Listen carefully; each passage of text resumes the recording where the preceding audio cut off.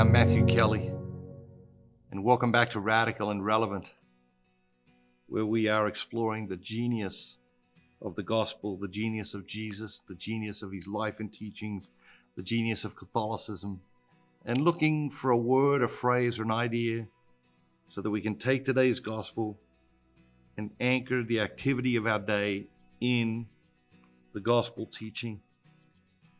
Today's reading comes from Mark chapter 3, verses 20 through 35.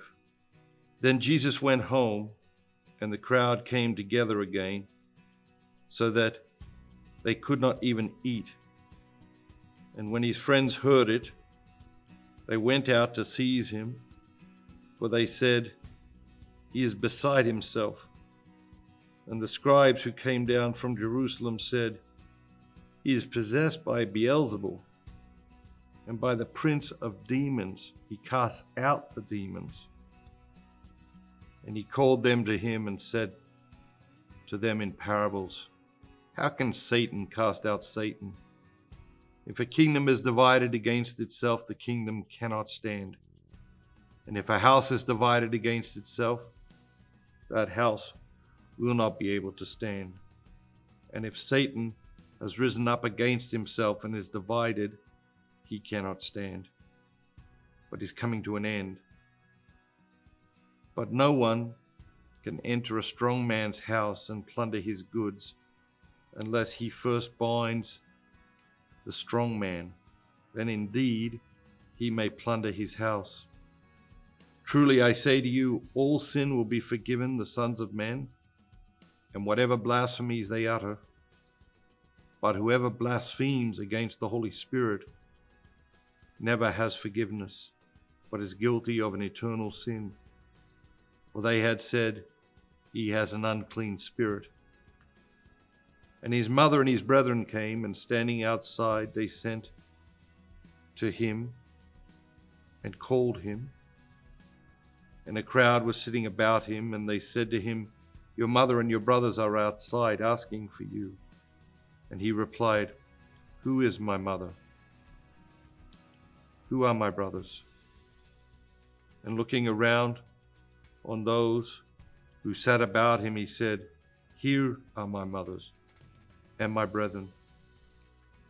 Whoever does the will of God is my brother and sister and mother." There's a lot to jump into here. What word or phrase or idea jumped out at you? First thing that jumped out at me is a history lesson here. Walter was studying history, loves history, and he asked me a question a few weeks ago. Why does, there's the rise of this country and this kingdom and that kingdom, and the ones that are around 1,000 years ago aren't around anymore, and the ones that are around 3,000 years ago aren't around anymore, and it keeps going on and changing, and really the answer is here in this reading. A kingdom that is divided against itself cannot stand. And that's what happens throughout history. Kingdoms become divided against themselves. Countries become divided against themselves. And so that struck me as interesting there. But then the last line is what really hit me.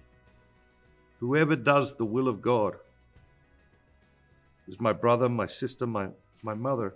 He wasn't disrespecting his mother. We know that. He wasn't disrespecting his cousins, his brethren. We know that. But he was saying there's primacy, and primacy around doing the will of God. And then it has primacy over what? Well, primacy over our own will, primacy over our own self-interest, primacy over our own personal preferences, primacy over what we feel like doing, and inviting us to give the will of God that kind of primacy in our lives. I think very often we ask ourselves, what do we want to do? Very often, a lot of other people ask us, what do you want? Or what do you want to do? And it's a good question, but it's the wrong question. And the question is, what does God want? What does God want you to do? And I think throughout my life, there have been many times where I have pretended not to know things that I knew. And in those cases, what I knew was what God was calling me to. I knew what God was calling me to in many, many, many cases. And I was pretending not to know. And so my challenge to you today is to explore that in the quest to do the will of God, as we're being invited to in the scriptures, is to explore the question, what do you know that you are pretending not to know? What do you know about what God is asking of you or calling you to that you're pretending not to know? Have a great day. Remember, be bold, be Catholic.